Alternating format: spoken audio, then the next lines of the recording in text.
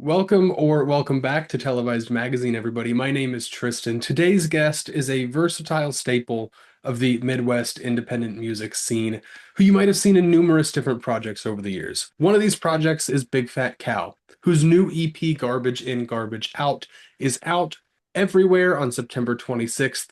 Please welcome Matt Chipman of Big Fat Cow to the show. How's it going, man? Good. Happy to be here. So, Gremlin Goop is the single off of the EP. The reaction's been out of this world so far, including being featured on the Needle Drops New Music Friday weekly track roundup, I think is what he calls it. What was the band's reaction when that happened? I mean, needless to say, we were all, freaking out. We were all Yeah, actively watching the stream, and they had some stuff that they had some not so nice things to say to some of the previous artists, yeah. like a lot of like the Lady Gaga stuff, and that's like my girl. Which is interesting That because I really loved Mayhem, but I have not gotten around to the deluxe tracks yet that just came out. So we'll see mhm, how I if I agree or disagree with the Needle yeah, Drops take on those. What do you think of yeah. them?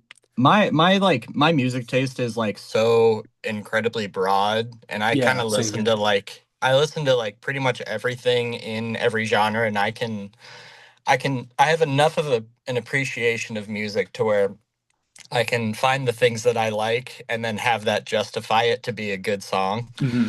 Uh, but like a lot of like the Lady Gaga stuff, and even like Miguel's new single too that they played, I was really digging that. Hmm. And then you guys They were up on the show, which was that, did you guys like have to send the song in, or how did that work for you guys to get featured that way? Yeah. Or So Cole is a part of that community in terms of okay. like he subscribes to the Needle Drop. He was the one Hmm. who if I remember this correctly, it's they kind of take like open submissions at the beginning of the stream, Okay. and Cole threw Gremlin Goop by Big Fat Cow in there, and I think they said something along the lines of like, oh, that caught our eye, so Hmm. let's throw it in there. And then he immediately texted our little group text, and he was like, guys, we're in the queue. I don't know when we're in, but we're in the queue. So we're just kind of anxiously watching the whole stream as it goes Hmm. by, and um, seeing them have some like really not harsh takes, but harsher takes than normal, I would say.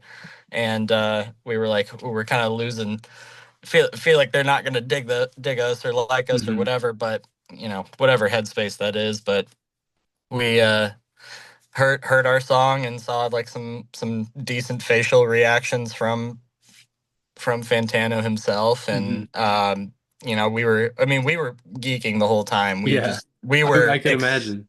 yeah, we were incredibly excited, to say the least, Hmm. and very cool to be on that platform with a bunch of other like awesome music journalists and musicians and a very well accredited source. Yeah, and it seems like he reacted positively to the song. The fans in the chat also reacted positively to that song. It's got to be a really a rewarding feeling to have a brand new song that was only out for like 12 hours at that point, getting such huge recognition so quick. Uh, Yeah. the EP's out as of when we're recording this, 2 weeks from Friday. When people see this, it'll be less than 2 weeks away.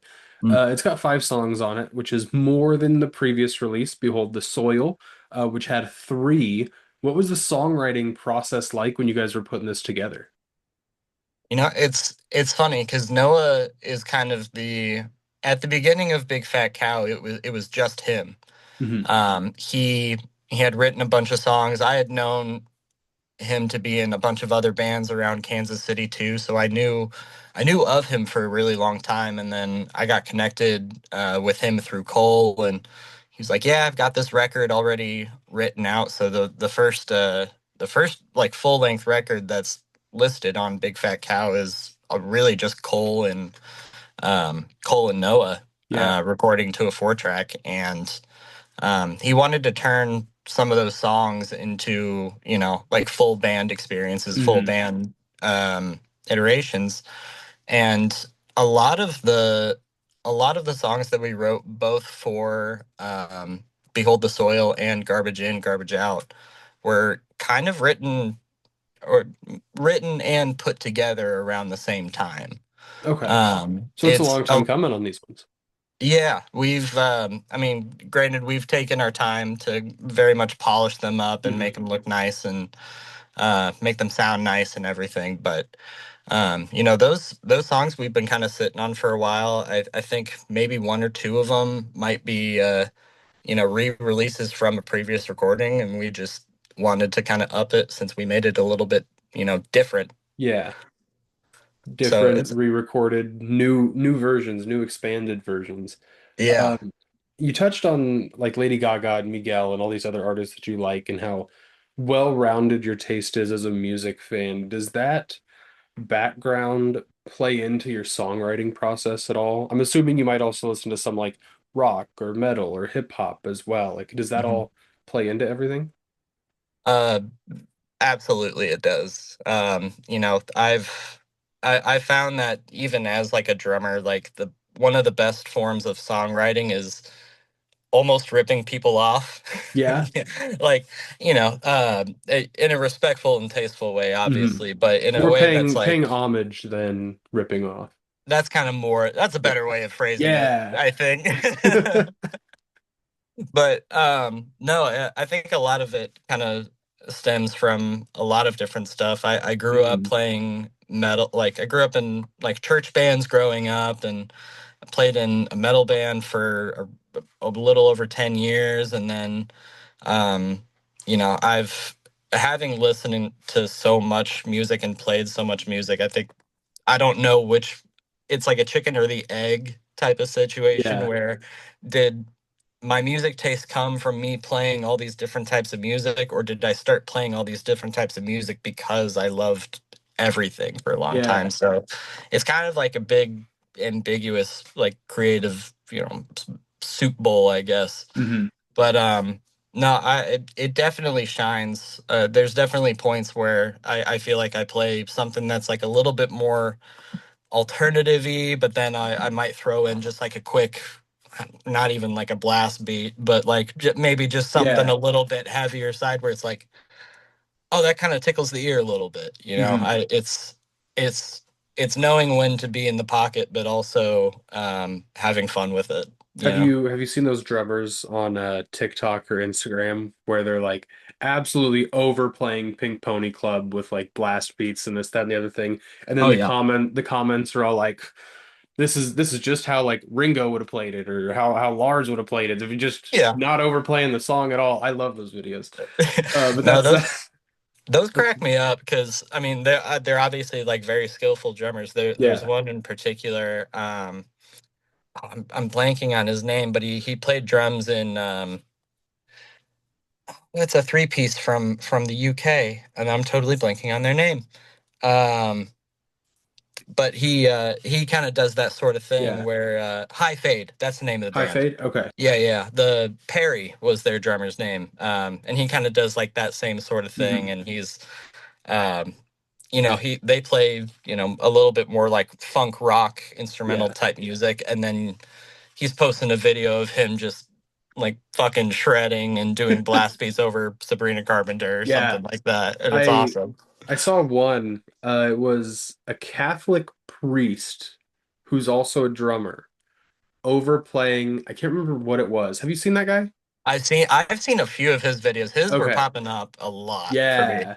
He's getting pretty big. And then it's you got to give those videos a try sometime. I don't know Mhm. why what you were saying made me think of that and it got us on this whole little tangent. No, I mean, granted, I need to bust out my metal chops again. It's been a Yeah. minute, but I but not to say that I don't throw an occasional blast beat or punk beat or something like that into my songwriting every so often. We'll have to see you go off at the release show on the 27th, which everybody who's listening to this should grab their ticket to. It's on the 27th in Kansas City. At what venue? Will you remind me? We're doing it at the Rhino, The which Rhino. is over off of Armour, just past the river, so not far Okay. from downtown at all. I've not been to that venue before, but I will be there that night, so I'm pretty excited. It's a really awesome community that they've got there. They do a lot of stuff for local artists in Hmm. terms of like getting them on stage, getting them in front of a good Yeah. audience. They do a lot of like workshops and things like that there. Okay. And you can get some of the best ice cream in Kansas City there too. I do love ice cream, so I'll have to keep that in mind when I'm there. Hmm. Uh, Vegan and gluten free. Vegan and gluten free. There's options for everybody. Hmm. But yeah, I'll be there. One of Televised magazine's amazing photographers, Lily, who's worked with you guys before, Hmm. will also be there. We'll be slinging merch. We'll have zines and stickers, and you guys will be playing. And there's like three other bands on the lineup. Hmm. So everybody should come out. We got to pack this place out. But we're not done with the questions yet. Let's give a quick little nod to this question is what other bands have you been a part of? Just give a quick nod to your musical history. Yeah. So I first first band that I was ever in was in it was like high school into like early college. I think we started it when we were about like 15 or 16. Hmm. I think we changed our name like so many times because we wanted to be different. We didn't know who we were, Yeah. young adults trying to figure out. Well, hey, every band changes their name. I mean, Black Sabbath was called Earth once upon a time. That's true. Think of how Very that true. that ended up. Yeah. But yeah, everybody But changes the name. yeah, that band was initially Seven Stories for a long time. Shout out to Hunter, Max, and Megan. Um, they're awesome musicians. But soon after that, my brother's progressive metal band needed a drummer, Hmm. and having come from playing like more indie rock and in the like church group and youth group scenes, I was like, "You sure?" Because I don't really play prog metal. I listened to plenty of like Opeth, Children of Bodom, Dream Theater, Yeah. like bands like that. So You you at know, least knew the sound, knew the vibe. for sure, yeah. And I have my brother to thank for that. Hmm. So my brother who played bass or plays bass, um, him and a couple of other guys, Chris and Brad, we did Existum for a very long time, and we're kind of in a hiatus right now. I think life just kind of got ahead of everybody, Hmm. getting married, having kids, and doing all that fun Yeah. stuff. Grown up life. Yeah, grown up life, but not to say that we're all still best friends. We were Hmm. all in each other's weddings, and um, we still keep in touch and everything. But Yeah. so that there was that one, and then. There's another band that I play in, kind of a more alternative rock type vibe, called Larson, started Hmm. by John and Sam Kinney, two brothers who grew up actually not too far from where I grew up on Larson Street. So that's where the name came from. Okay. And um, yeah, we still do stuff every so often. We just came out with a record this past Friday as well, actually. Oh, okay. The record's called Waves. If you like Kings of Leon, My Morning Jacket, and maybe a little bit of Pearl Jam too, Okay. you might like it. So say Pearl Jam's one of my favorites, so I'll have to give that one a listen. Dude, I mean, not to blow smoke up his ass, but John, our vocalist, really sounds like Eddie Vedder Okay. and like the best that Scott Stapp has like ever sounded. Okay. Then I'm intrigued. Hey, Pearl Jam needs a drummer right now. Why don't you go text or Oh call shit. Eddie? I've got the experience. I can play in so many other bands. Yeah. Yeah. Um, do you think that that background of being in so many different groups of so many different sounds, be it Kings of Leon or Pearl Jam inspired or Opeth inspired, do you think that background that you bring to Big Fat Cow helps them stand out amidst the local scene? Because Kansas City's a pretty hot, pretty competitive local scene, I'd say, at least compared to Wichita, where I am most of the time. Yeah. Yeah, it's I think it definitely helps. Not to say that there isn't something nice about, like a traditional songwriter or anything like that. If a song is good, a song is good. Yeah. And odds are I'll love it either way. But um yeah, unless someone tells me to shut up and that I need to cool it or not play as much, then I'm gonna keep letting all of those influences shine through a little bit, Hmm. because I feel like it's important as a drummer or for drummers to kind of make their own mark in a way that is fitting towards them. So like even if Yeah. it's playing in the pocket and that's your thing, like you know rock it out and Mhm. keep doing it, sort of a thing. And Yeah. because there's a last band that I'll plug is I play in a band called Friendly Thieves, which is kind of like funk rock Mhm. sort of thing. So never really played funk before and got a lot of like influences from that, but I've only been playing in that group for it'll be 2 years this November. Okay. Yeah, yeah. Nice. So you're touching on a wide variety of genres. Thank you so much for joining me. To draw this to a close, where can fans find you on social media? You can follow me at ChipmanZ. Not basically just switch the M and the P and chimpanzee, and then you find me. Okay. And then we've got at Big Fat Cow Band. Yep. You can see all of our updates, all of our wacky, silly skits that we do there. Keep up to date there. And then I've got all my other bands listed in my profile on my socials. Can also get tickets to that show on the 27th if you go to Big Fat Cow Band on Instagram. That you Cheap can. It'll plug. bring you a link to the Rhinos website and you can Mhm. buy tickets there. Boom. And then the last question that I end every interview with, what are your three favorite songs at the moment? Three questions I could ask you, your best friend could ask you, or a stranger on the street could ask you, and you'd be like, this is my on repeat. This is what's going to be at the top of my wrapped or my replay for the month. Okay. Oh gosh. Um, okay. My top three right now are probably Tears on Lambo Leather by the Callous Dowboys. Okay. I've not Um, heard of them, but the name alone has me interested. they're they're chaotic and crazy. They're playing at the Rhino actually a few days before we are. Okay. Funny enough, but one of my favorite bands, one of my favorite records of the year that Gotcha. they just put out. I would say that Trust by Rebecca Black. Okay. It's always Um, Rebecca Black season, even if yes, it's not a Friday.